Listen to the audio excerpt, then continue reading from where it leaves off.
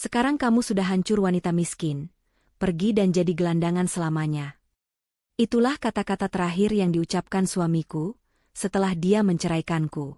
Aku melarikan diri ke gubuk tua peninggalan ayahku di desa terpencil. Aku pikir hidupku sudah berakhir malam itu. Tapi di samping tungku api yang dingin, aku menemukan sebuah kotak kayu tua. Kotak yang menyimpan rahasia yang akan membantuku mengambil kembali segalanya. Sebelum ceritanya dimulai, silakan tulis di kolom komentar dari daerah mana saja teman-teman yang menonton cerita ini. Jangan lupa like dan subscribe agar channel ini bisa semakin berkembang dan bisa mempersembahkan cerita yang lebih menarik lagi. Palu hakim terasa seperti hantaman godam di dada Kanza. Bunyinya menggema di ruang sidang yang hening, meresmikan akhir dari segalanya. Pernikahan, martabat, dan keibuannya, semua lenyap dalam satu ketukan. Kanza duduk membeku di kursi kayu yang keras, jilbab birunya terasa kencang mencekik leher. Dunia di sekelilingnya bergerak tanpa suara, seolah ia tenggelam di dasar lautan. Ia melihat suaminya, Lukman, bangkit dari kursinya. Pria itu merapikan dasi mahalnya, setelan jasnya licin tanpa celah. Di sampingnya, Cindy, wanita yang Kanza kenal sebagai rekan kerja suaminya, tersenyum penuh kemenangan. Senyum itu tipis, namun tajam menusuk Kanza. Kanza masih tidak mengerti. Bagaimana semua terjadi begitu cepat? 3 bulan lalu, ia adalah seorang istri yang bahagia dengan seorang putri kecil yang menggemaskan. Sekarang, ia adalah terdakwa. Lukman, dengan bantuan Cindy dan tim pengacara yang mahal, telah memutarbalikkan fakta. Kanza dituduh sebagai istri yang tidak stabil secara emosional, seorang ibu yang lalai, bahkan dituduh memiliki pria idaman lain. Semua kebohongan itu ditenun begitu rapi, sementara Kanza, yang tidak memiliki apa-apa, tidak bisa membela diri. Lukman berjalan menghampirinya, bukan dengan penyesalan, tapi dengan tatapan dingin yang belum pernah Kanza lihat. Kertas putusan cerai dan hak asuh ada di tangannya. Kertas itu adalah akta kematian bagi hidup Kanza. Kanza, desis Lukman, suaranya pelan namun penuh racun. Cindy berdiri sedikit di belakangnya, memegang lengan Lukman, seolah memamerkan piala kemenangannya. Dengar baik-baik. Semuanya sudah selesai. Kanza menatapnya, bibirnya bergetar, namun tak ada air mata yang keluar. Ia sudah terlalu lelah untuk menangis. Adel, Lukman, tolong biarkan aku bertemu Adel, bisik Kanza. Lukman tertawa pelan. Itu bukan tawa yang Kanza kenal. Adel, dia putriku. Dan aku akan memastikan dia tidak akan pernah mengingat ibu menyedihkan sepertimu. Lukman mendekatkan wajahnya. Kamu dengar aku? Semua aset sudah atas namaku. Rumah, mobil, bahkan rekening yang kau pikir rahasiamu. Aku mengambil semuanya. Seperti kataku di pengadilan, kamu tidak punya apa-apa. Lukman mengambil langkah mundur, menatap Kanza dari ujung jilbab hingga ujung sepatunya yang usang. Sekarang kamu sudah hancur wanita miskin, katanya, nadanya penuh kepuasan. Pergi dan jadi gelandangan selamanya. Kalimat itu adalah paku terakhir di peti matinya. Hancur. Wanita miskin. Gelandangan. Tidak. Kanza tiba-tiba berteriak, mengabaikan tatapan orang-orang di ruang sidang. Ia melihat putrinya, Adel, digandeng oleh seorang pengasuh yang tidak ia kenali di dekat pintu keluar. Adel tampak bingung, matanya yang besar mencari-cari ibunya. Adel, sayang, ibu di sini. Kanza berlari, menerobos kursinya. Adel melihatnya. Ibu, ibu. Adel kecil meronta, mencoba melepaskan tangannya dari pengasuh. Kanza hampir berhasil. Jari-jarinya hampir menyentuh rambut putrinya. Tapi 2 orang petugas keamanan yang dipanggil Lukman segera menghalanginya. Tangan-tangan besar dan kokoh mencengkeram lengan Kanza. Lepaskan aku. Itu putriku. Adel. Kanza meronta, tenaganya yang tersisa ia kerahkan. Ibu, jerit Adel, kini menangis ketakutan. Bawa dia pergi. Cepat, perintah Lukman kepada pengasuh itu. Pengasuh itu dengan cepat membawa Adel keluar pintu. Tidak. Adel. Kai menatap Lukman dengan putus asa. Lukman, kamu tidak bisa lakukan ini. Dia butuh ibunya. Aku mohon. Lukman hanya menatapnya dingin. Dia tidak butuh ibu gelandangan sepertimu. Selamat tinggal, Kanza. Lukman berbalik, menggandeng Cindy, dan berjalan keluar dari ruang sidang dengan langkah tegap, meninggalkan Kanza yang kini bersimpu di lantai, ditahan oleh petugas keamanan. Dunia Kanza benar-benar berakhir. Dia dilepaskan oleh petugas di luar gedung pengadilan. Hujan mulai turun, gerimis tipis namun dingin. Kanza berdiri di trotoar, tidak tahu harus kemana. Dompetnya kosong. Ponselnya sudah lama diambil Lukman. Apartemen yang dulu ia sebut rumah, kini terkunci untuknya. Dia benar-benar sendirian. Dia memeluk dirinya sendiri, jilbabnya mulai basah oleh air hujan dan air mata yang akhirnya tumpah. Entah berapa lama ia berdiri di sana, gemetar karena dingin dan syok.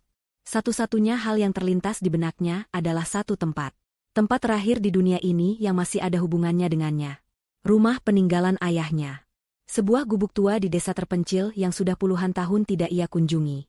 Ayahnya meninggal 5 tahun lalu, mewariskan sepetak tanah dan rumah reot itu padanya.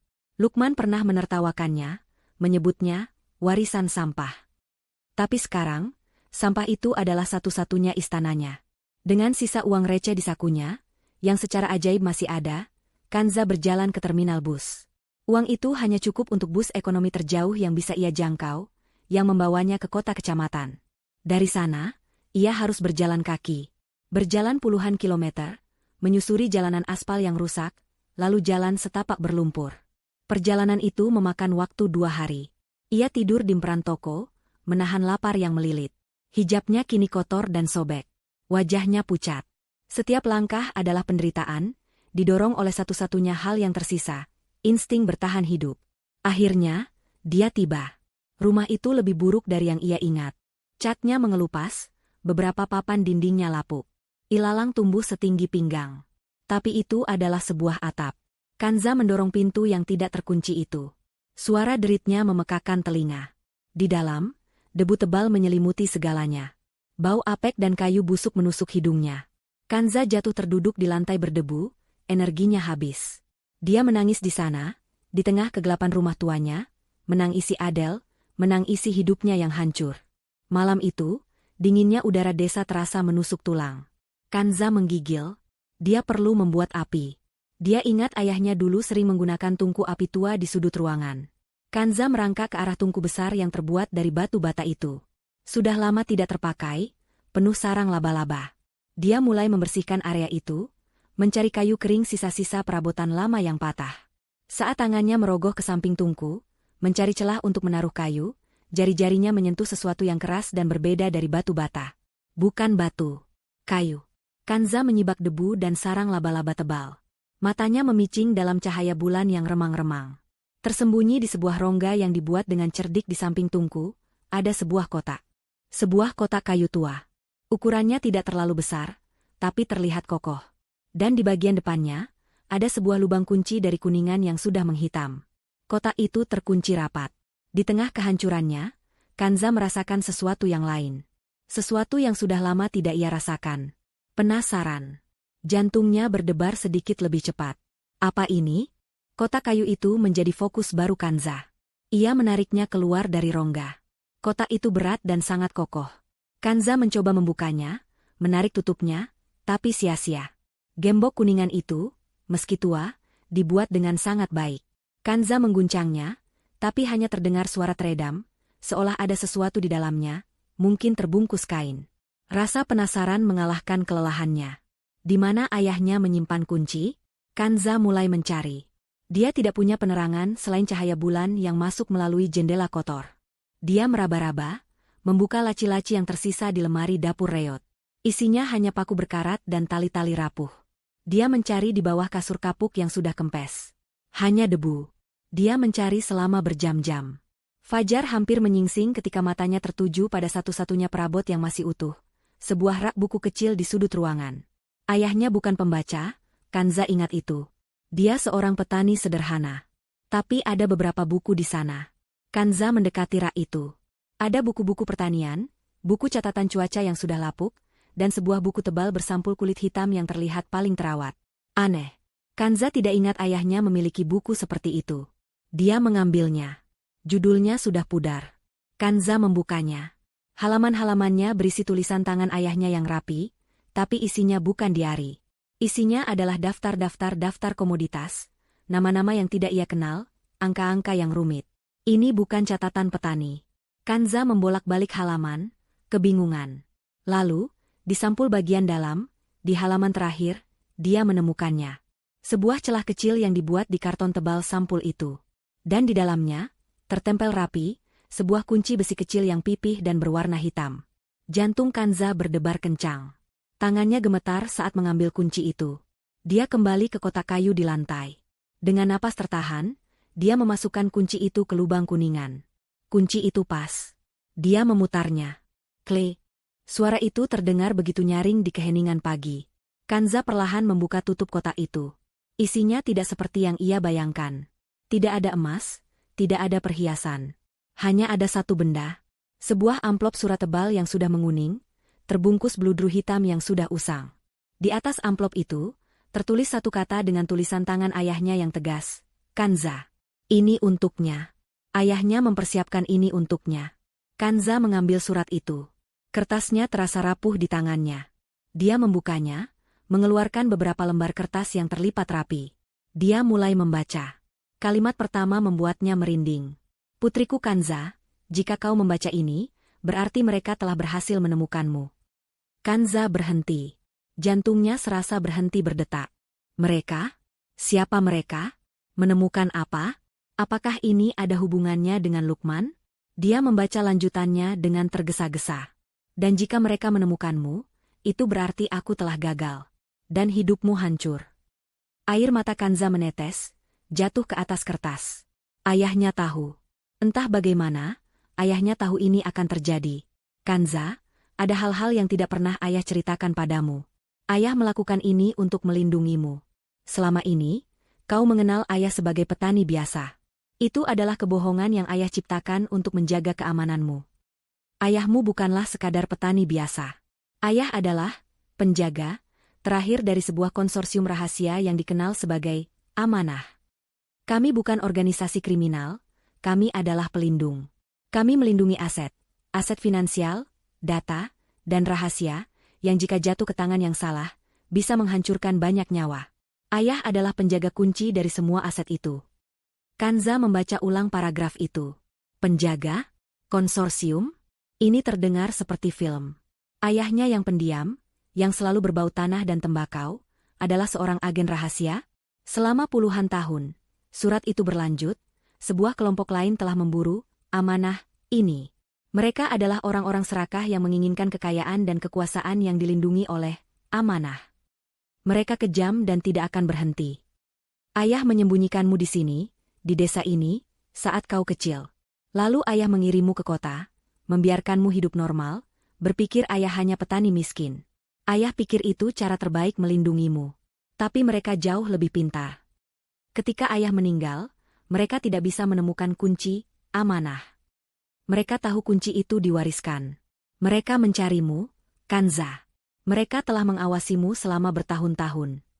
Keringat dingin membasahi kening Kanza. Kehancuranmu bukan kebetulan, Kanza. Pernikahanmu dengan Lukman, itu adalah kesalahan terbesarku. Ayah tidak tahu mereka sudah sedekat itu. Lukman adalah pria yang lemah dan serakah. Tipe orang yang mudah mereka manfaatkan. Dia hanyalah pion bodoh. Musuh yang sebenarnya jauh lebih berbahaya. Lalu Kanza membaca nama itu. Nama yang membuatnya mual. Wanita bernama Cindy itu. Dia bukan sekadar rekan kerja. Dia adalah agen yang mereka kirim. Mereka menanamnya di perusahaan Lukman bertahun-tahun lalu. Mereka memfasilitasi perselingkuhan itu. Mereka memberi Lukman data untuk menghancurkanmu di pengadilan. Mereka mendanai pengacaranya. Seluruh dunia Kanza jungkir balik. Perselingkuhan itu, diatur? Perceraian itu, sebuah misi? Tujuan mereka adalah menghancurkanmu secara total. Mereka ingin membuatmu putus asa, miskin, dan tidak punya tempat tujuan. Mereka tahu, sebagai seorang ayah, ayah pasti meninggalkan sesuatu untukmu di satu-satunya tempat aman yang kita tahu. Rumah ini. Mereka ingin kau datang ke sini dalam keadaan hancur. Lalu mereka akan mengambil apapun yang mereka pikir ayah tinggalkan untukmu. Mereka mengira, Amanah, itu adalah peta, atau emas batangan yang terkubur di bawah lantai. Mereka salah. Kanza membalik halaman dengan tangan gemetar. Harta, Amanah, itu bukanlah benda, Kanza. Harta itu adalah jaringan. Sebuah sistem. Dan sekarang, kepemilikannya telah beralih kepadamu. Di balik surat ini, ada daftar yang harus kau ikuti. Ini adalah langkah pertamamu. Saat kau siap, bakar surat ini dan kotak ini. Jangan tinggalkan jejak. Kanza, putriku. Mereka telah mengambil segalanya darimu. Sekarang, ambil kembali milikmu. Ambil kembali semuanya. Surat itu berakhir. Kanza terdiam untuk waktu yang lama. Keputusasaan yang ia rasakan kemarin, lenyap. Digantikan oleh sesuatu yang lain. Sesuatu yang dingin, tajam, dan sangat kuat. Kemarahan. Dia membalik lembar terakhir surat itu. Seperti yang ayahnya katakan, ada sebuah daftar. Itu bukan daftar yang rumit. Hanya ada 3 baris. Baris pertama adalah serangkaian 20 angka. Nomor rekening. Baris kedua adalah sebuah nama dan nomor telepon, Pak Gunawan. Baris ketiga adalah sebuah alamat di Jakarta, dengan catatan kecil di sampingnya, toko buku Tidar. Minta buku, sejarah yang hilang. Kanza menatap api kecil yang berhasil ia buat di tungku. Dia tidak lagi merasa kedinginan. Dia meremas surat itu. Lukman mengira dia adalah wanita miskin. Cindy mengira dia adalah korban yang lemah. Mereka berdua salah besar. Musuh terbesarmu bukan Lukman, tapi Cindy, tulis ayahnya. Dia tidak tahu wujud asli harta itu. Kanza tersenyum. Senyum pertama yang ia rasakan tulus, meski pahit. Baik, Cindy. Baik, Lukman, bisiknya pada tungku api. Kalian ingin bermain? Mari kita bermain. Permainan baru saja dimulai. Dan Kanza, pewaris, amanah, yang akan menentukan aturannya. Kanza duduk di lantai berdebu itu, surat ayahnya di tangannya, tungku api di depannya.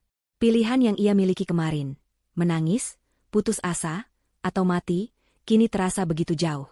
Pagi ini, sebuah pilihan baru telah lahir, bertarung. Api kecil di tungku seolah memantulkan api baru yang menyala di dalam dirinya. Dia bukan lagi korban. Dia adalah pewaris. Dia adalah Kanza, putri seorang penjaga.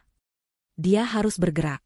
Cindy dan organisasinya mungkin mengira dia sedang menangis di gubuk ini, atau mungkin mereka sedang dalam perjalanan. Dia tidak boleh berada di sini saat mereka tiba. Hal pertama yang ayahnya minta, bakar surat itu. Kanza menatap tulisan tangan ayahnya untuk terakhir kali. Ambil kembali semuanya, bisiknya, mengulangi kata-kata ayahnya. Ia melipat surat itu, memasukkannya kembali ke dalam amplop beludru, dan meletakkannya di atas kayu yang menyala di tungku. Api langsung menyambar beludru tua itu, melahap kertas kuning itu dengan cepat. Kanza memperhatikan sampai semuanya menjadi abu hitam. Kemudian dia mengambil kotak kayu itu, dan dengan sisa tenaga, menghantamkannya ke pinggir tungku sampai kayu itu patah. Dia melemparkan kepingan-kepingan kayu itu ke dalam api. Tidak boleh ada jejak. Sekarang, dia harus keluar dari desa ini. Dia butuh uang dan alat komunikasi. Surat itu tidak menyebutkan uang tunai. Kanza kembali ke rak buku. Dia mengambil buku harian bersampul kulit hitam, tempat ia menemukan kunci. Dia memeriksanya lebih teliti. Benar saja. Di balik sampul belakang, di bawah lapisan karton yang longgar, terselip beberapa lembar uang kertas ratusan ribu. Uang itu masih kaku dan baru. Cukup untuk membawanya pergi dari sini. Ayahnya telah memikirkan segalanya. Kanza merapikan jilbab kotornya. Dia tidak mandi, tidak makan, tapi dia merasa lebih kuat dari kapanpun. Dia berjalan keluar dari rumah itu, tidak menoleh ke belakang. Dia menyusuri jalan setapak berlumpur, kembali ke jalan raya. Perjalanan yang kemarin terasa seperti jalan menuju kematian, hari ini terasa seperti jalan menuju perang. Dia berjalan berjam-jam sampai tiba di kota kecamatan kecil. Dia harus terlihat seperti musafir biasa.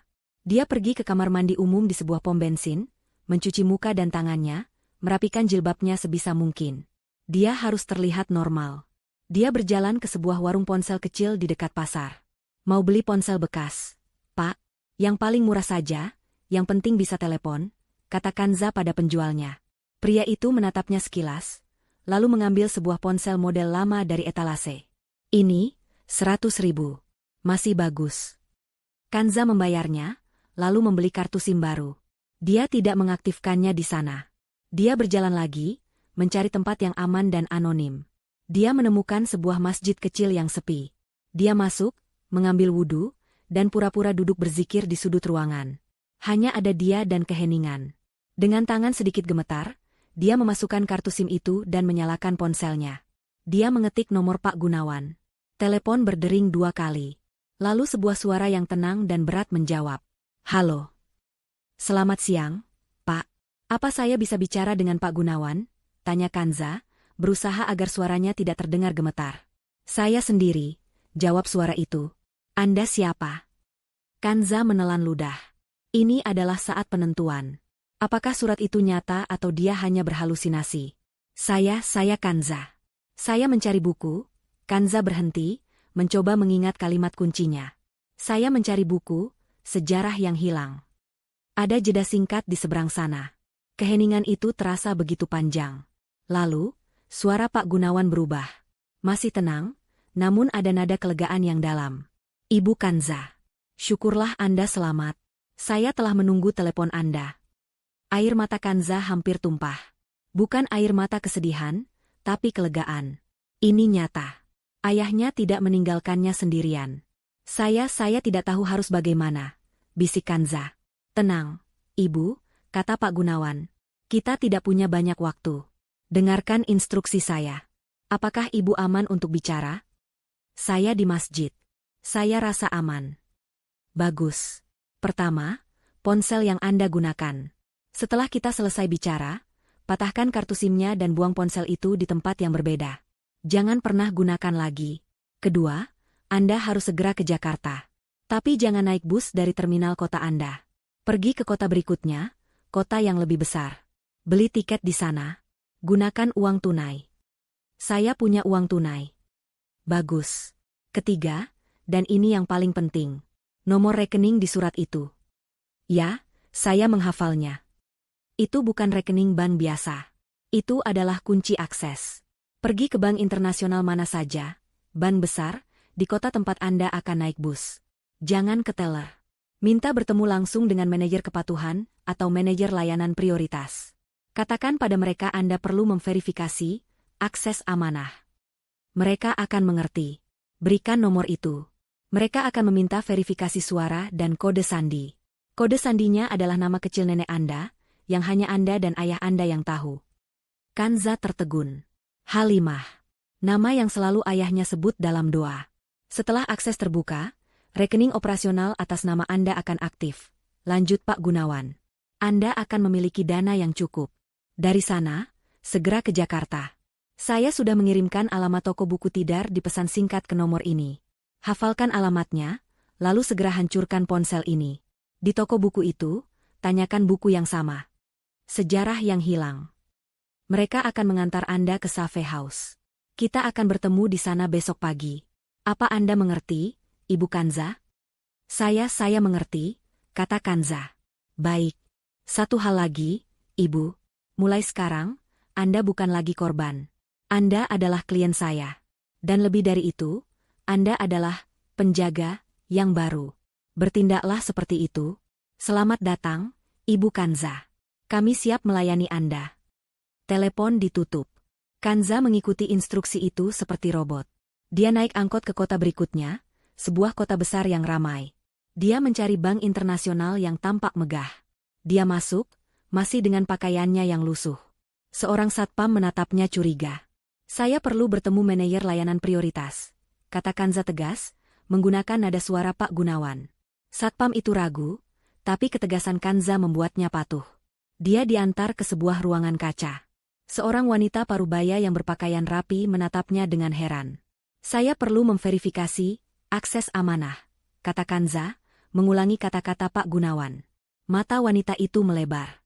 Tanpa berkata apa-apa, dia mengambil telepon, menekan satu nomor. Saya ada, amanah, di ruangan saya. 10 menit kemudian, Kanza berada di ruang brankas pribadi. Dia memberikan nomor rekening itu. Dia berbicara ke alat verifikasi suara. Dan dia membisikkan kata, Halimah. Sistem berbunyi bip. Wanita manajer itu, yang kini pucat, menyerahkan sebuah kartu debit platinum baru. Ibu Kanza, rekening operasional Anda sudah aktif. Selamat datang. Apakah ada yang Anda butuhkan? Tidak. Terima kasih, kata Kanza. Kanza keluar dari bank. Dia kini memiliki kekuatan. Dia membeli beberapa potong pakaian baru di toko biasa. Gamis sederhana, jilbab panjang baru, dan sepatu yang nyaman. Dia tidak ingin menarik perhatian. Dia makan di warteg kecil, makanan hangat pertama dalam 3 hari. Rasanya seperti surga. Dia membeli tiket bus malam ke Jakarta. Di terminal, sebelum naik bus, dia pergi ke toilet. Dia mematahkan kartu SIM-nya menjadi 2 dan membuangnya ke tempat sampah. Dia berjalan ke sisi lain terminal dan membuang ponsel bekas itu ke tempat sampah yang berbeda. Dia naik bus. Saat bus itu melaju membelah malam menuju Jakarta, Kanza memejamkan mata. Dia bukan lagi Kanza yang menangis di ruang sidang. Dia adalah kekuatan yang sedang bergerak. Setibanya di Jakarta, dia menemukan alamat itu. Toko buku Tidar. Sebuah toko tua yang berdebu, diapit ruko-ruko modern. Kanza masuk. Seorang pria tua berkacamata sedang membaca koran di balik meja kasir. "Permisi, Pak. Saya mencari buku, Sejarah yang Hilang." Pria tua itu menatapnya dari balik kacamatanya. Dia mengangguk pelan. "Sudah lama kami simpan buku itu. Mari, lewat sini." Dia membimbing Kanza melewati rak-rak buku, menuju pintu di belakang. Pintu itu menuju ke sebuah tangga sempit. Di atas, ada sebuah apartemen studio yang bersih, modern, dan sangat aman. Jendelanya menghadap ke halaman belakang, tersembunyi dari jalan. "Pak Gunawan akan menemui Anda besok pukul 9 pagi, kata pria tua itu. "Silakan istirahat. Anda aman di sini." Pria itu pergi, mengunci pintu dari luar. Kanza sendirian. Dia mandi air hangat. Dia salat di atas sajadah bersih yang tersedia. Untuk pertama kalinya dalam berbulan-bulan, dia merasa aman. Dia menyalakan televisi di dinding. Saluran berita bisnis sedang menyala. Seorang presenter berita berbicara dengan nada mendesak. Audit mendadak di perusahaan investasi Cipta Karya telah mengguncang lantai bursa pagi ini. Audit ini kabarnya dipicu oleh laporan anonim tentang ketidakberesan transaksi besar. Perusahaan investasi Cipta Karya. Itu kantor Lukman dan Cindy. Kanza duduk di tepi tempat tidur. Dia melihat ke arah kamera berita, seolah bisa melihat menembus layar. Pak Gunawan tidak menunggu. Serangan itu sudah dimulai. Senyum tipis, senyum yang dingin, tersungging di bibir Kanza. Di bagian lain Jakarta, di sebuah unit apartemen mewah dengan pemandangan kota, perayaan sedang berlangsung. Botol sampanye mahal terbuka di atas meja marmer. Lukman mengangkat gelasnya tinggi-tinggi. "Untuk kita, Cindy. Untuk kemenangan kita," seru Lukman. Wajahnya memerah karena alkohol dan kesombongan. "Aku masih tidak percaya betapa mudahnya. Kamu lihat wajahnya di pengadilan? Hancur." Cindy tersenyum, senyum yang dipoles sempurna, tapi tidak mencapai matanya. Dia membiarkan Lukman menuangkan lebih banyak sampanye ke gelasnya. "Kamu hebat, sayang. Kamu menghancurkannya." "Tentu saja aku hebat." Lukman tertawa, menarik Cindy ke pelukannya. "Sekarang semuanya milik kita. Apartemen ini, mobil, semua uangnya. Dan yang paling penting, Adele. Anak itu akan kubesarkan untuk melupakannya. Dia tidak akan pernah tahu dia punya ibu gelandangan sepertimu, Kanza." Lukman tertawa lagi, seolah mengucapkan nama Kanza adalah lelucon terbaik. Cindy membiarkan Lukman menciumnya. Dalam hati, dia merasa jijik. Lukman bodoh. Pria serakah dan sombong yang mudah dikendalikan.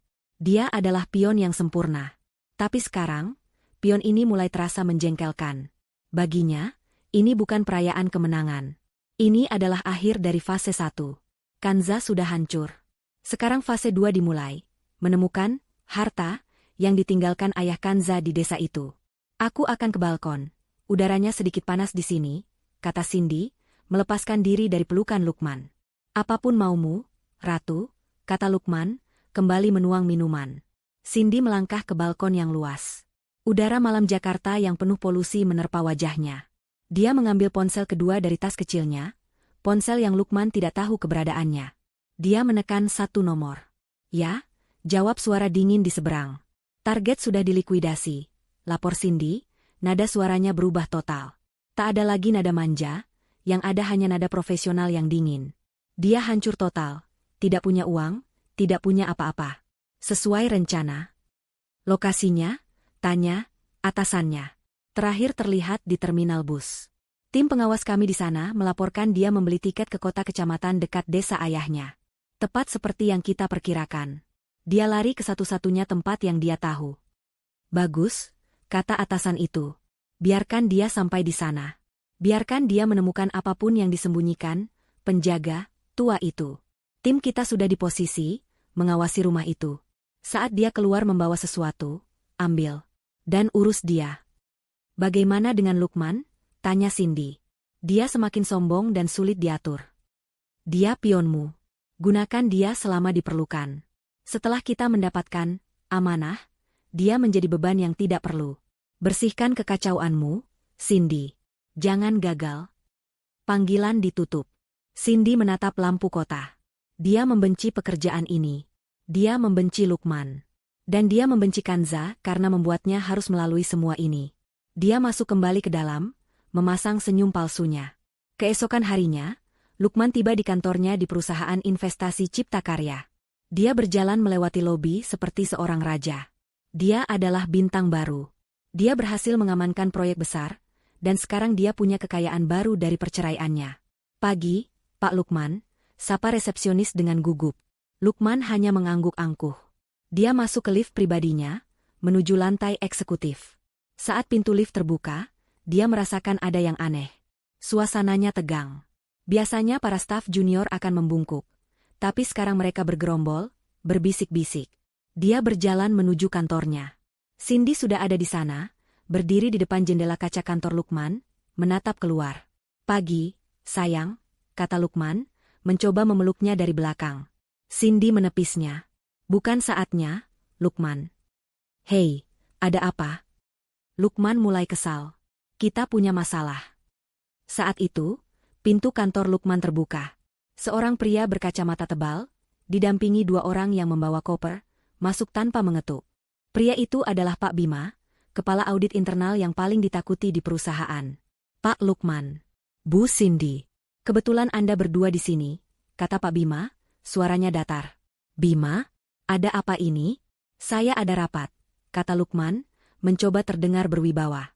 Semua rapat Anda dibatalkan, kata Pak Bima. Perusahaan memulai audit internal penuh, mendadak, atas semua proyek yang Anda tangani dalam 6 bulan terakhir. Termasuk proyek Cipta Jaya. Darah serasa surut dari wajah Lukman. Proyek Cipta Jaya. Itu adalah proyek di mana dia dan Cindy mulai menggelapkan uang. Uang yang dia gunakan untuk menyewa pengacara mahal dan menyogok beberapa saksi palsu dalam kasus perceraiannya. Audit? Atas perintah siapa? Bentak Lukman. Atas perintah Dewan Direksi, setelah menerima laporan anonim yang sangat rinci, kata Pak Bima. Dia menatap Cindy. Termasuk laporan tentang ketidakberesan transaksi yang Anda setujui bersama, Bu Cindy. Kami perlu semua berkas Anda. Sekarang. Tim Bima mulai bergerak, membuka laci, mengambil komputer. Kalian tidak bisa melakukan ini, teriak Lukman.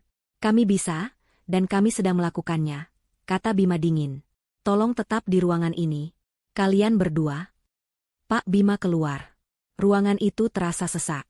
Lukman berbalik menatap Cindy, matanya liar. Apa ini?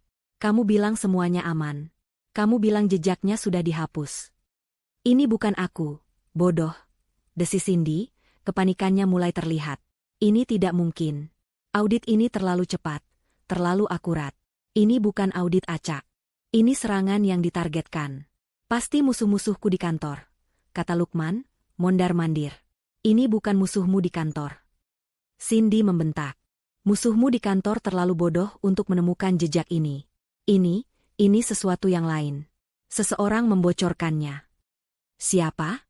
Kanza? Wanita gelandangan itu? Tidak mungkin. Aku tidak tahu, teriak Cindy.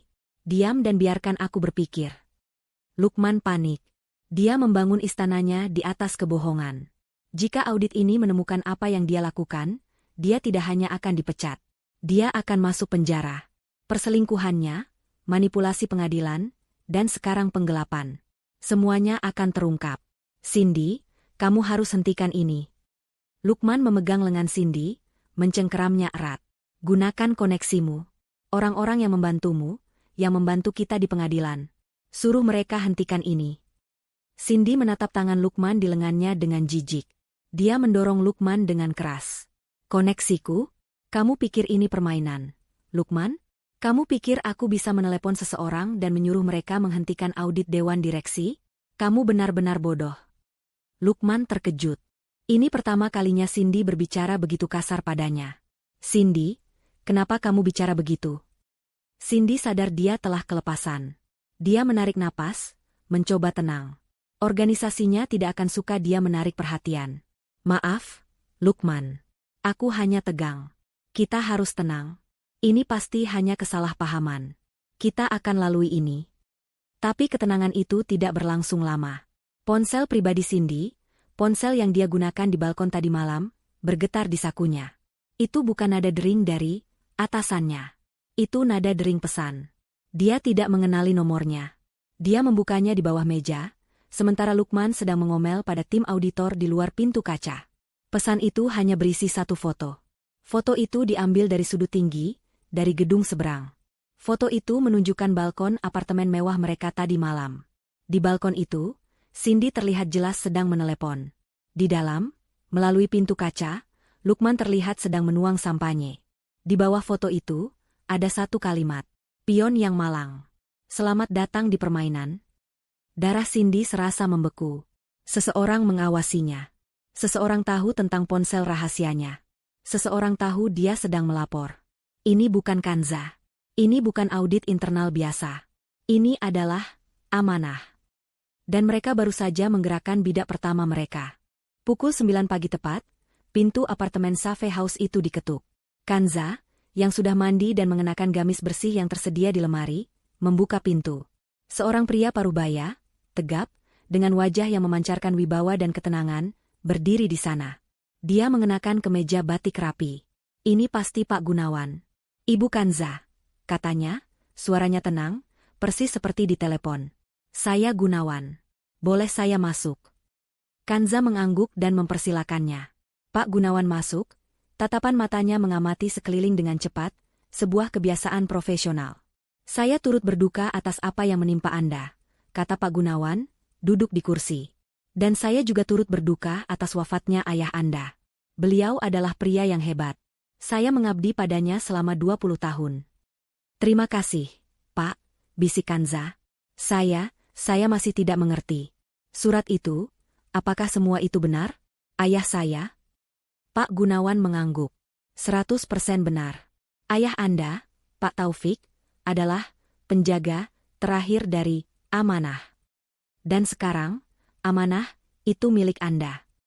Tapi apa amanah itu? Uang? Pak Gunawan menggeleng pelan. Uang hanyalah alat, Ibu Kanza. Amanah adalah sesuatu yang jauh lebih berharga. Amanah adalah informasi. Sebuah jaringan intelijen swasta yang dibangun ayah Anda dan kawan-kawannya puluhan tahun lalu. Jaringan ini mengumpulkan data, rahasia, dan bukti. Mereka mendedikasikan hidup mereka untuk memastikan kekuasaan tidak disalahgunakan oleh orang-orang korup. Mereka melindungi para penemu, para saksi, dan orang-orang penting yang terancam. Kanza tercengang. Jadi, ayah saya, seperti mata-mata. Beliau lebih suka istilah pelindung, koreksi Pak Gunawan lembut. Jaringan ini memiliki aset yang sangat besar, disebar di seluruh dunia. Saham pengendali di perusahaan-perusahaan teknologi, properti rahasia, dan tentu saja, dana operasional yang hampir tak terbatas. Bank yang Anda datangi kemarin hanyalah satu dari puluhan simpul kami.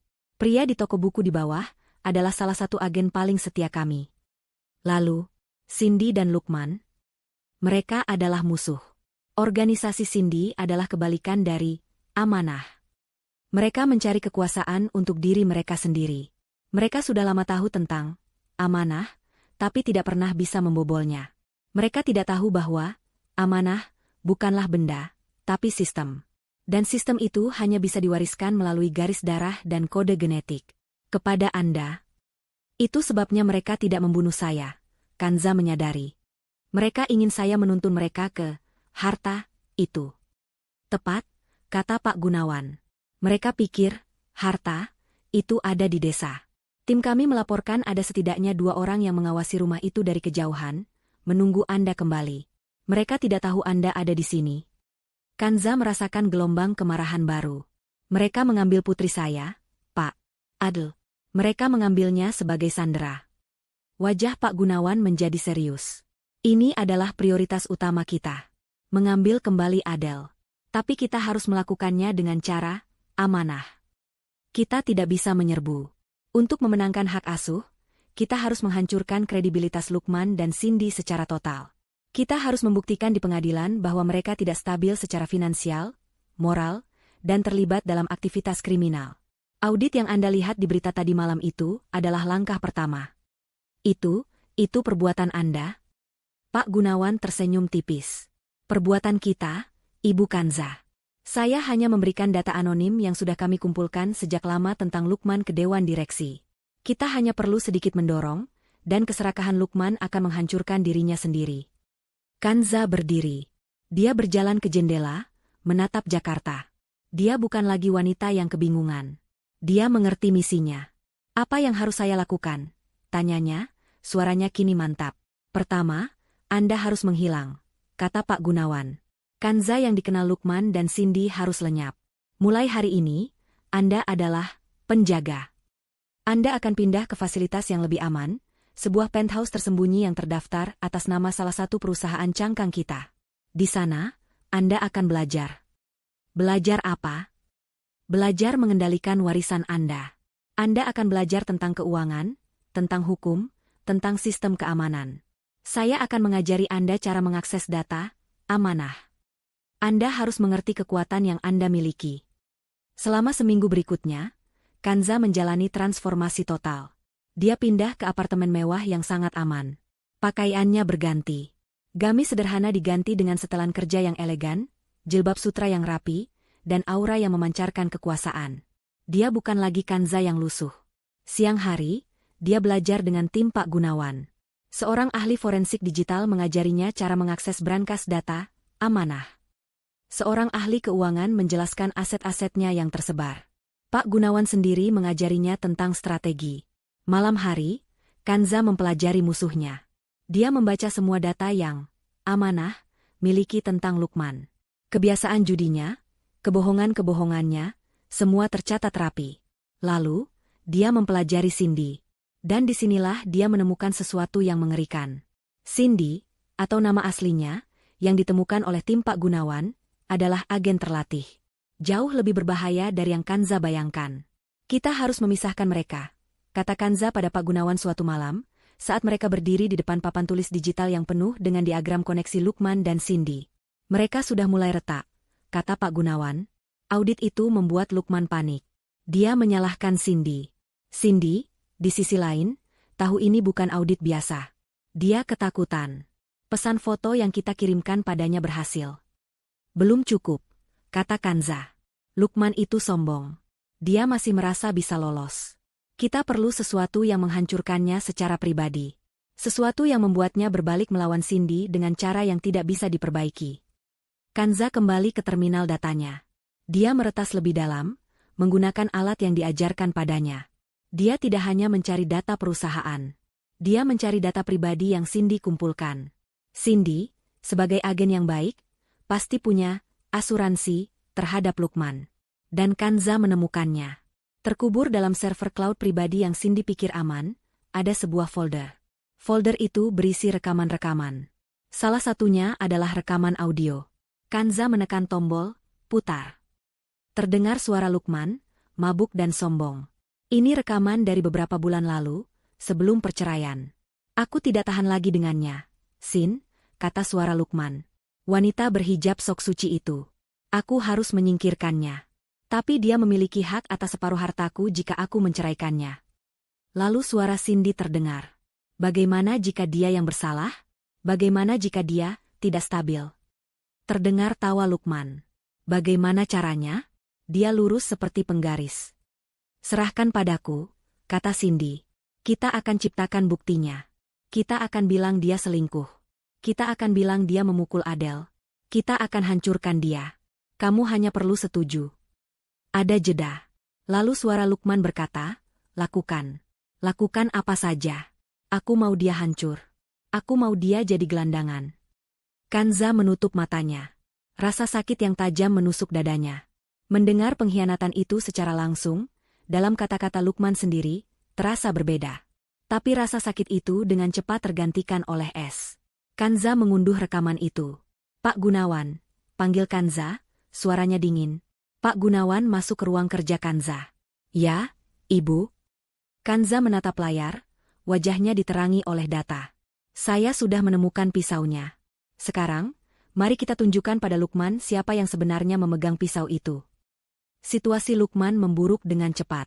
Audit internal telah berubah menjadi penyelidikan kriminal. Dia diskors dari kantor. Semua rekening perusahaan atas namanya dibekukan. Tiba-tiba, gaya hidup mewah yang ia banggakan terancam.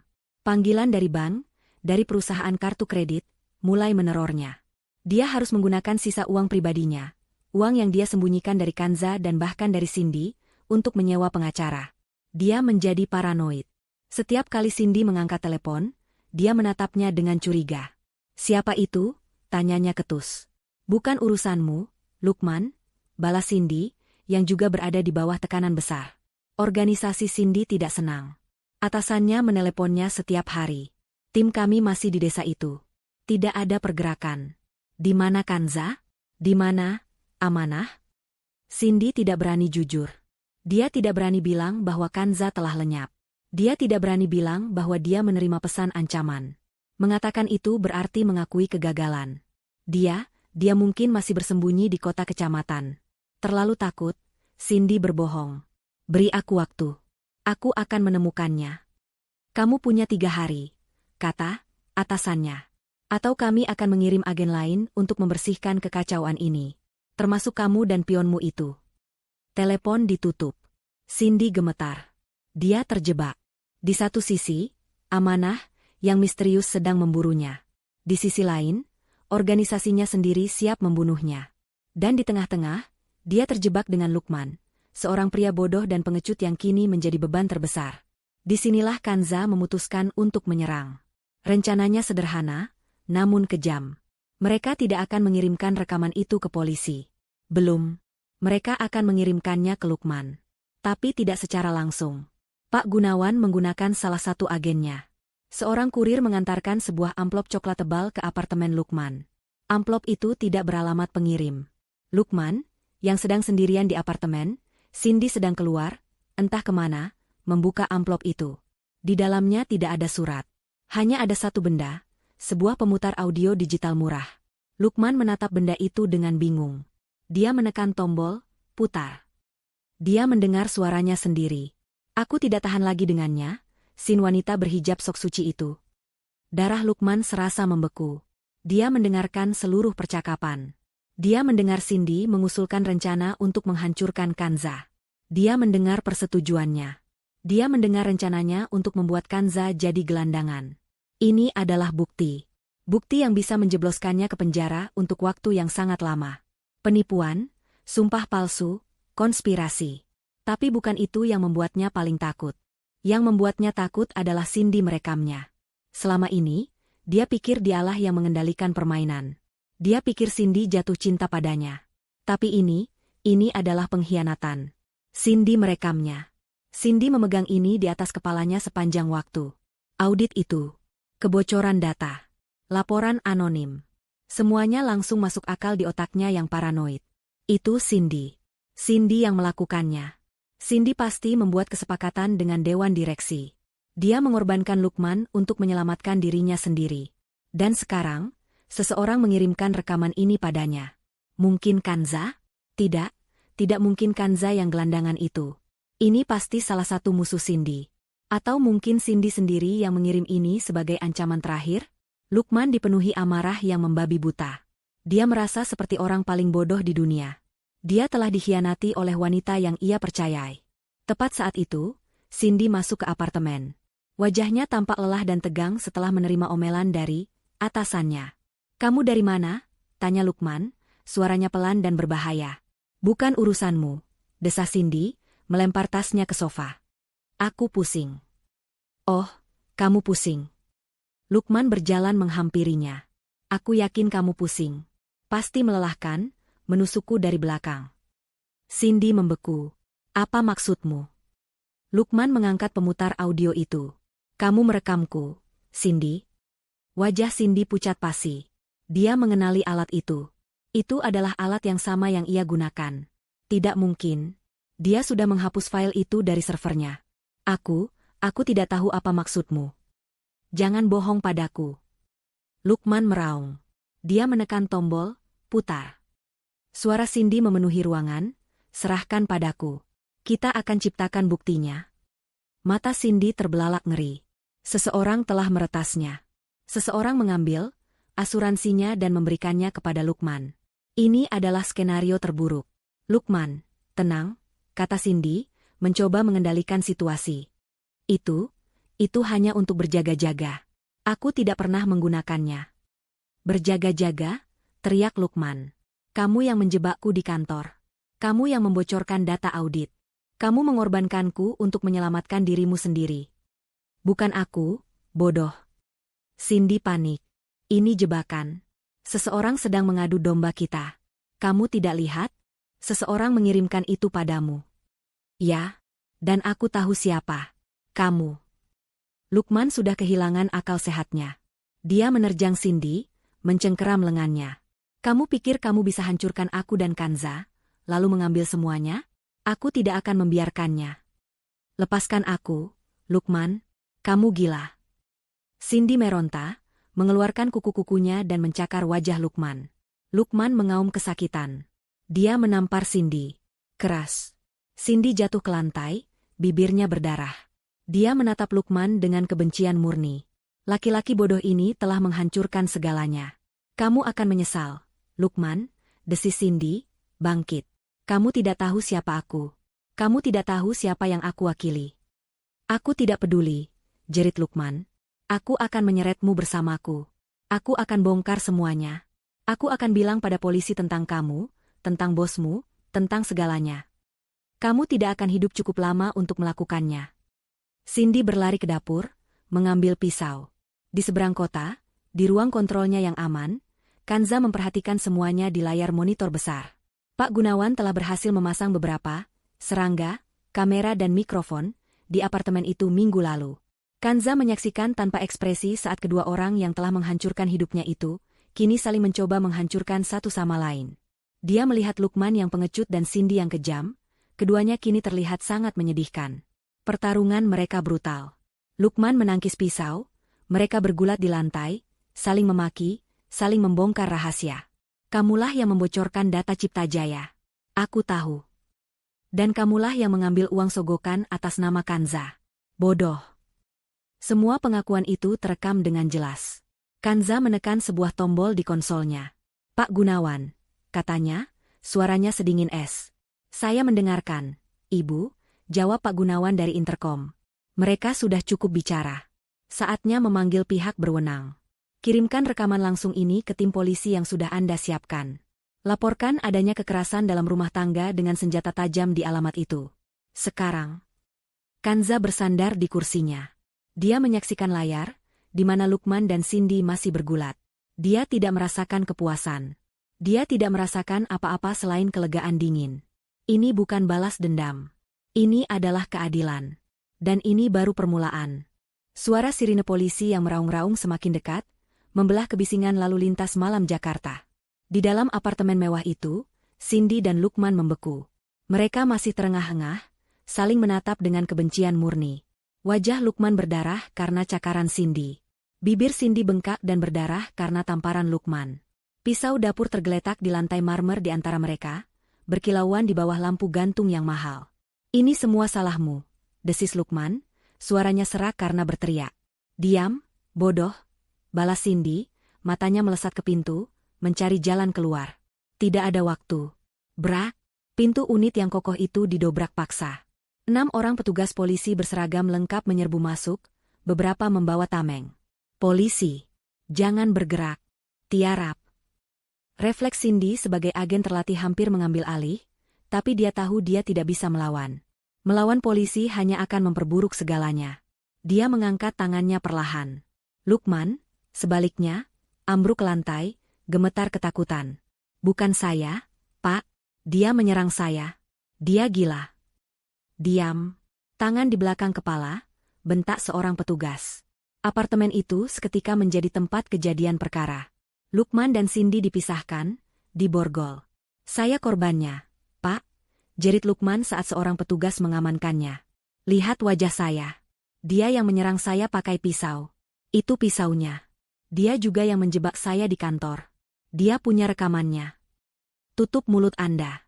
Anda punya hak untuk diam, kata petugas itu, tidak terkesan. Cindy, di sisi lain ruangan, sangat tenang. Wajahnya dingin, meski bibirnya berdarah. Dia tahu dia telah dijebak. Ini adalah pekerjaan Kanza.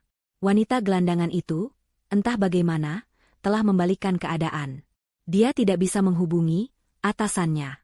Dia tidak bisa meminta bantuan. Dia sendirian. Keduanya dibawa ke kantor polisi, dimasukkan ke ruang interogasi yang terpisah. Di ruang interogasi A, Lukman hancur total.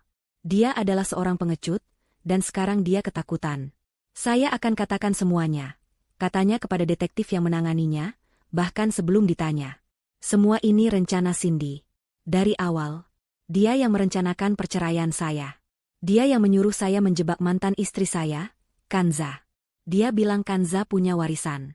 Dia yang mengurus semua bukti palsu di pengadilan. Detektif itu, seorang pria berpengalaman bernama Ibtu Rahmat, hanya mendengarkan, mencatat, dan audit di kantor. Lanjut Lukman, suaranya semakin tinggi. Itu juga dia. Dia menggelapkan uangnya, lalu dia menjebak saya agar saya yang disalahkan. Dia merekam saya. Ini buktinya. Lukman menunjuk ke pemutar audio yang disita polisi sebagai barang bukti. Dia mengirimkan itu untuk mengancam saya. Lalu dia menyerang saya dengan pisau. Lukman menumpahkan segalanya. Dia mengakui perselingkuhan, dia mengakui konspirasi untuk menjatuhkan Kanza, dia mengakui penggelapan uang. Semuanya, dia lemparkan kesalahannya kepada Cindy. Dia pikir, dengan menjadi saksi yang bekerja sama, dia akan mendapat keringanan. Di ruang interogasi B, Cindy jauh lebih sulit. Saya tidak tahu apa-apa tentang konspirasi, katanya dengan dingin, menatap mata detektif yang lain. Lukman adalah kekasih saya. Dia menjadi paranoid karena audit di kantor kami. Dia pikir saya menjebaknya. Malam ini, dia kehilangan kendali. Dia menuduh saya, dan dia memukul saya. Saya mengambil pisau itu untuk membela diri. Jadi, Anda bilang Anda korban kekerasan? Tanya detektif itu. Ya, Lukman yang menyerang saya. Dia tidak stabil, kata Cindy. Detektif itu tersenyum tipis. Itu menarik. Karena kami baru saja menerima sebuah paket. Seorang petugas masuk dan menyerahkan sebuah tablet kepada detektif. Paket ini dikirim ke email satuan kami 5 menit yang lalu. Dari firma hukum Gunawan Urekan. Nama itu membuat Cindy tegang. Gunawan. Detektif itu memutar video di tablet. Itu adalah rekaman dari kamera tersembunyi. Rekaman dari apartemen mereka malam itu. Video itu menunjukkan dengan jelas seluruh pertarungan. Video itu memiliki audio yang jernih. Cindy, kamu tidak tahu siapa aku. Kamu tidak tahu siapa yang aku wakili. Lukman, aku tidak peduli. Aku akan bongkar semuanya. Aku akan bilang pada polisi tentang kamu, tentang bosmu, tentang segalanya. Cindy, kamu tidak akan hidup cukup lama untuk melakukannya.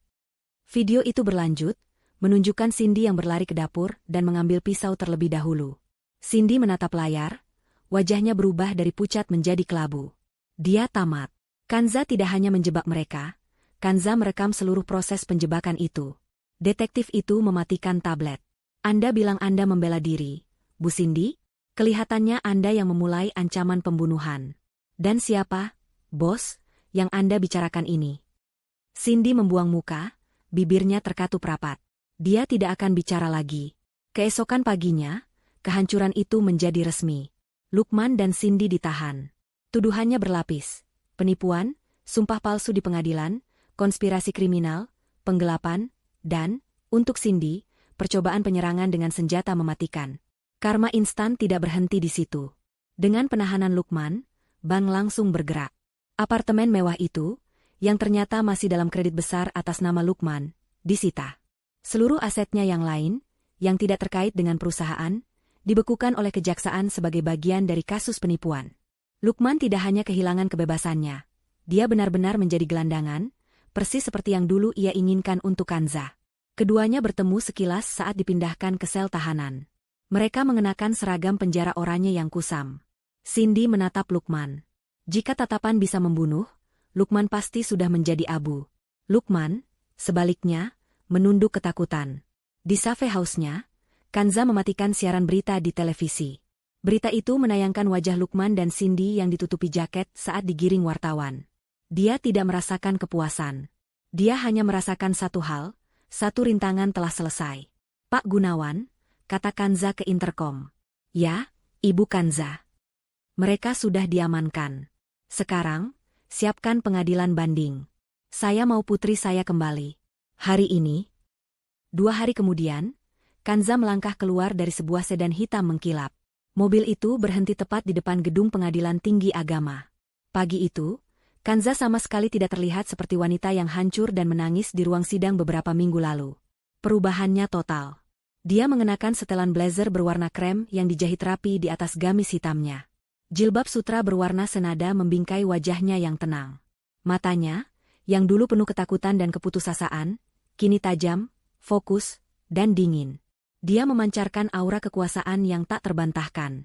Di sampingnya berjalan Pak Gunawan, membawa sebuah koper kulit tebal. Di belakang mereka, mengikuti 2 pengacara muda dari firma Pak Gunawan, keduanya membawa tumpukan dokumen. Beberapa wartawan yang sudah menunggu, mengendus berita besar setelah skandal Lukman Cindy, langsung mengerumuninya. Ibu Kanza, apa tanggapan Anda tentang penangkapan mantan suami Anda? Ibu, apakah benar Anda dijebak? Apa yang Anda lakukan di sini hari ini? Kanza tidak menoleh. Dia tidak tersenyum. Dia tidak berkata apa-apa. Dia hanya berjalan lurus menembus kerumunan itu, seperti seorang ratu yang berjalan di istananya. Pak Gunawan dan timnya membuka jalan untuknya. Pintu pengadilan yang berat tertutup di belakang mereka, membungkam suara-suara itu. Ruang sidang kali ini berbeda. Ini adalah sidang banding darurat untuk peninjauan kembali hak asuh anak. Ruangan itu lebih kecil, lebih privat, tapi lebih serius. Hakim yang memimpin adalah seorang wanita parubaya yang bijaksana, Hakim Astuti. Beliau membaca dokumen di depannya dengan kening berkerut. Ini adalah kasus banding yang tidak biasa, kata Hakim Astuti, menatap Kanza. Putusan sebelumnya dijatuhkan berdasarkan bukti-bukti yang memberatkan Anda, Ibu Kanza. Sekarang Anda meminta pembatalan total dan pengalihan hak asuh darurat. Benar, Yang Mulia, Pak Gunawan berdiri. Kami di sini hari ini untuk menunjukkan bahwa putusan sebelumnya tidak hanya salah, tapi merupakan hasil dari konspirasi kriminal dan penipuan terhadap pengadilan ini. Seorang pengacara muda yang ditunjuk negara, yang mewakili Lukman yang absen karena ditahan, berdiri dengan canggung. Yang Mulia, klien saya. Klien Anda sedang di mana? Tanya Hakim Astuti, nadanya datar. Dalam tahanan, Yang Mulia. Hakim Astuti menghela napas. Baik, Pak Gunawan, silakan. Buat ini singkat. Saya sudah membaca ringkasannya. Pak Gunawan tidak perlu bertele-tele. Dia lugas dan tepat. Poin 1, Yang Mulia. Kestabilan finansial. Saat putusan sebelumnya dijatuhkan, klien kami, Ibu Kanza, difitnah sebagai tidak stabil secara finansial. Hari ini, kami hadirkan bukti bahwa Ibu Kanza adalah pemilik sah dari dana, amanah, warisan ayahnya, yang memberinya aset bersih. Dia menyebutkan angka yang membuat hakim mengangkat alis. Sebaliknya, Tuan Lukman, per hari ini, ditahan atas tuduhan penggelapan dan seluruh asetnya telah dibekukan oleh negara. Dia bangkrut. Dia meletakkan setumpuk dokumen pertama. Poin 2. Kestabilan moral. Pengadilan sebelumnya diberitahu bahwa Ibu Kanza memiliki masalah emosional dan perselingkuhan.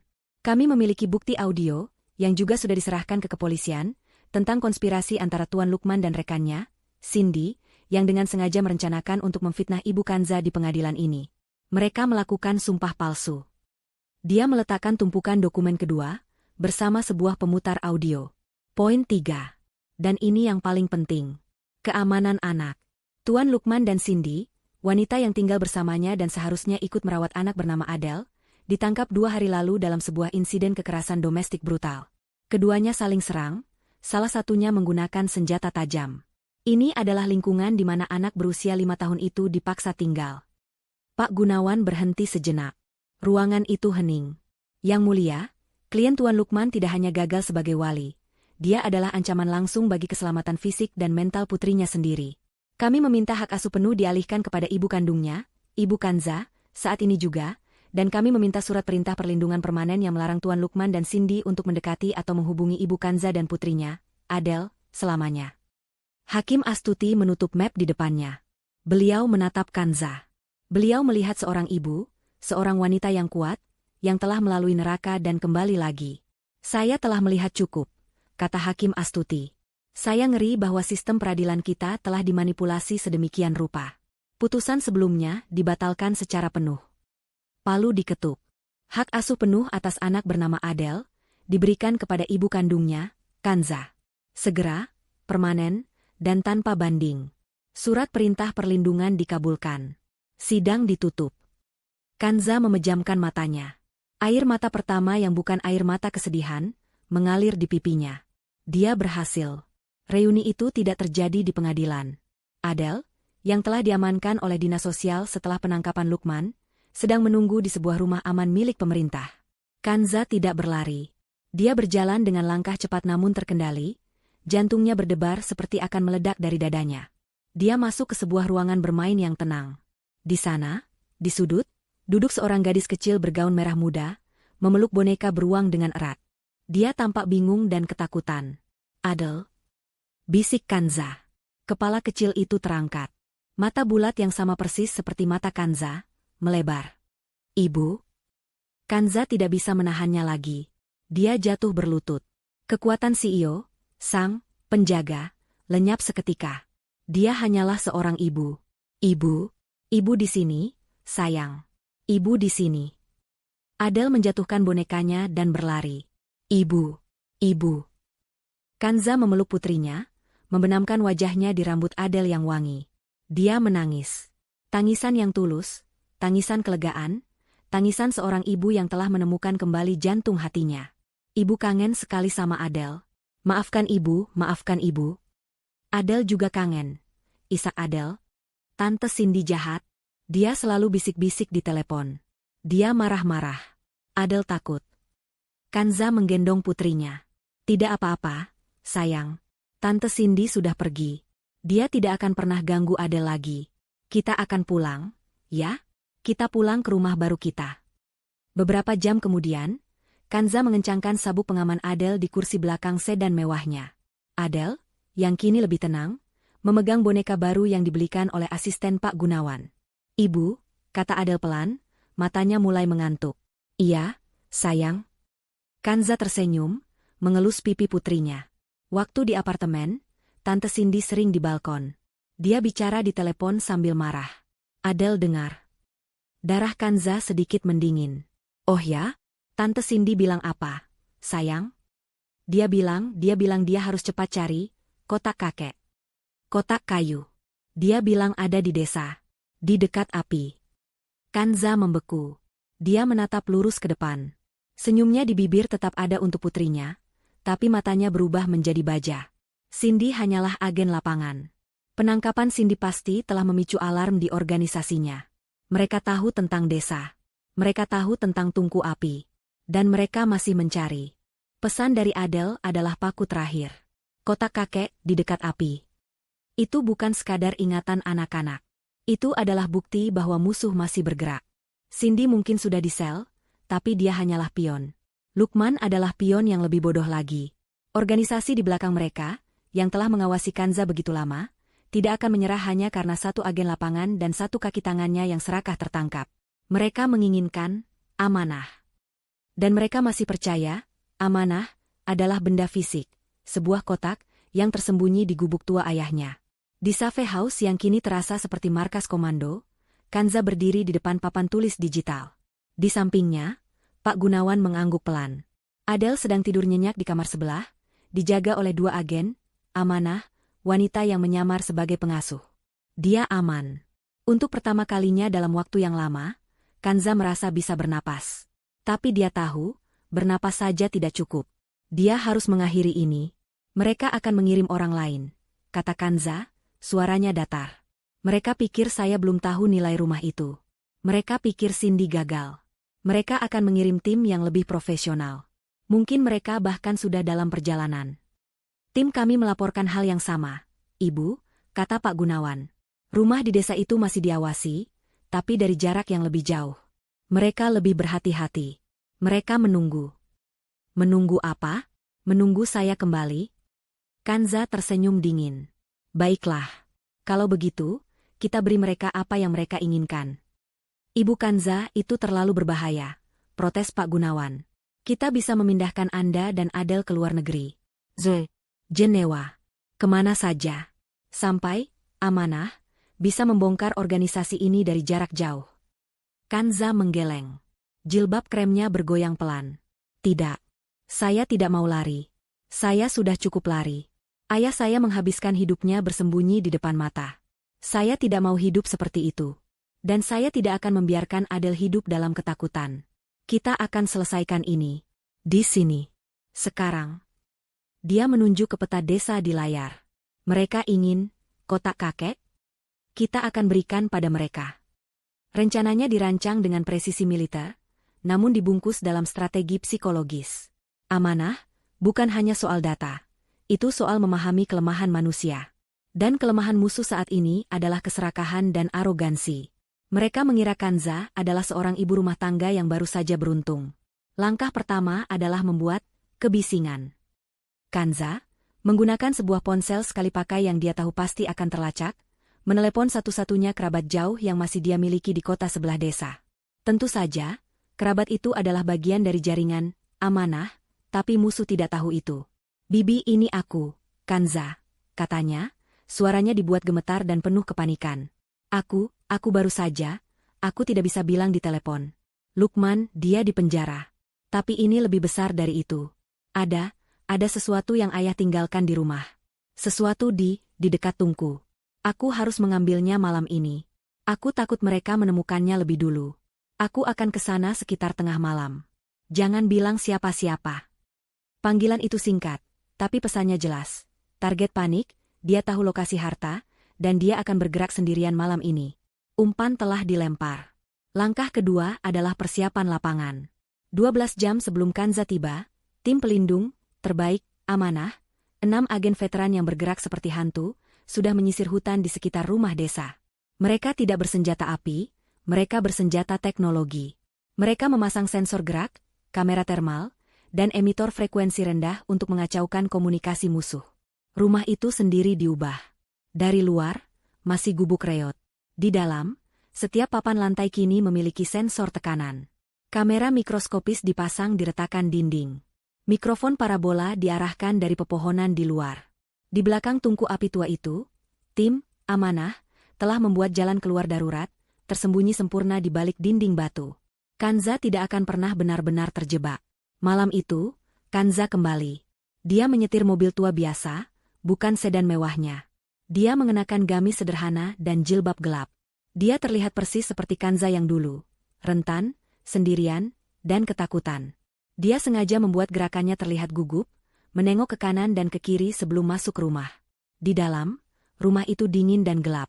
Kanza menyalakan satu lampu minyak, persis seperti yang biasa ayahnya lakukan. Dia membawa sebuah kotak kayu kecil yang identik dengan yang dia bakar, sebuah properti yang disiapkan Pak Gunawan. Dia duduk di lantai dekat tungku, membelakangi pintu, seolah-olah sedang bersiap untuk menggali sesuatu. Dia sedang menunggu. Pukul 1.30 dini hari, sensor pertama di perimeter hutan menyala. Laporan senyap masuk ke RPH Kanza yang tersembunyi di balik jilbabnya. Target bergerak. 3 orang. Sisi utara. Kanza tidak bergerak. Target baru. 2 orang. Sisi selatan. Mereka mengepung. Jantung Kanza berdebar, tapi bukan karena takut. Ini adalah adrenalin. 1 jam berlalu. Hening. Mereka sabar. Mereka profesional. Lalu, pintu itu terbuka. Bukan didobrak, tapi didorong pelan. Sosok itu melangkah masuk dengan keanggunan seekor predator. Dia tidak mengenakan seragam tempur. Dia mengenakan jas mahal berwarna gelap. Wajahnya tampan, karismatik, tapi matanya sedingin es. Dia adalah pria yang fotonya Kanza lihat di database Amanah. Atasan, Cindy. Pria yang hanya dikenal sebagai bos lapangan Asia Tenggara. Dia tidak sendirian. 2 pengawal berpakaian taktis berdiri mengapitnya, senjata mereka terarah, tapi tidak pada Kanza. Mereka menyapu ruangan, mencari ancaman lain. Pria itu bertepuk tangan pelan. Suaranya memenuhi ruangan yang sunyi. Kanza. Putri Taufik, katanya, suaranya halus seperti beludru. Sungguh pertunjukan yang mengharukan. Menyamar sebagai wanita lemah, lalu menjadi ratu dalam semalam di ruang sidang. Sangat impresif. Dia berjalan mendekat, sepatunya yang mahal tidak berbunyi di lantai kayu. Sekarang, berikan kotak itu padaku. Kita selesaikan drama ini. Kanza perlahan berbalik. Dia menatap pria itu, tidak gentar. Dia memegang kotak kayu properti itu. Kotak ini? Tanyanya, suaranya terdengar jernih. Anda datang jauh-jauh dari Singapura, membawa tim terbaik Anda, hanya untuk sebuah kotak kayu kosong. Atasan, itu berhenti tersenyum. Bagaimana kau? Tahu namamu? Kanza menyelesaikan kalimatnya. Tahu nomor rekeningmu di Kaiman? Tahu bahwa kamu menyingkirkan pendahulumu di Istanbul 3 tahun lalu? Amanah, tahu segalanya, Tuan. Wajah pria itu mengeras. Sombong. Sama seperti ayahmu. Dia memang tidak pintar. Tapi aku tahu di mana harta itu. Sebuah suara baru datang dari pintu. Kanza pura-pura terkejut. Sosok itu berjalan pincang masuk ke dalam cahaya lampu minyak. Itu Cindy. Wajahnya pucat, ada memar di pipinya, tapi matanya menyala-nyala dengan kegilaan dan kebencian. Dia tidak diborgol. Cindy, bagaimana kamu bebas? Kanza memainkan perannya dengan sempurna. Atasan, itu tertawa. Oh, sistem hukum di negaramu sangat mudah dibeli, Kanza. Sedikit uang jaminan, beberapa panggilan telepon. Tuduhan Cindy, ditarik sementara, oleh jaksa yang kooperatif. Dia berjanji akan memberikan saya, amanah, sebagai ganti kebebasannya. Cindy melangkah maju, menunjuk Kanza dengan jari gemetar. Dia bohong. Jangan percaya padanya. Kotak itu kosong. Aku sudah tahu dari awal. Harta itu bukan benda. Ayahnya mewariskan aksesnya. Harta itu ada di dia. Di otaknya. Kita harus membawanya. Kita paksa dia. Cindy mengira dia sedang memberikan informasi berharga. Dia mengira dia sedang menyelamatkan dirinya sendiri. Atasan, itu menatap Cindy, lalu kembali menatap Kanza. Dia tersenyum lagi, senyum yang sangat mengerikan. Cindy, kamu benar-benar pion yang bodoh sampai akhir, katanya pelan. Dia memberi isyarat kecil dengan dagunya. Sebelum Cindy bisa bereaksi, salah satu pengawal di belakangnya bergerak. Tangan besar yang bersarung tangan membekap mulut Cindy, yang lain memukul tengkuknya dengan presisi medis. Cindy ambruk lantai, pingsan tanpa suara. Maaf, kata atasan, itu kepada Kanza, seolah baru saja membereskan remah roti di meja. Gangguan kecil. Dia sudah tidak berguna. Kamu benar. Harta itu ada di kepalamu. Dia melangkah lebih dekat. Bau kolonnya yang mahal tercium oleh Kanza. Sekarang, Kanza. Hanya ada Anda dan saya. Skenarionya sederhana. Anda akan ikut dengan saya secara sukarela. Anda akan membuka amanah untuk saya. Atau, dia berhenti, melihat sekeliling gubuk reot itu, saya akan membakar desa ini, dimulai dari rumah ini. Dan kemudian, saya akan menemukan di mana Anda menyembunyikan anak Anda, Adele.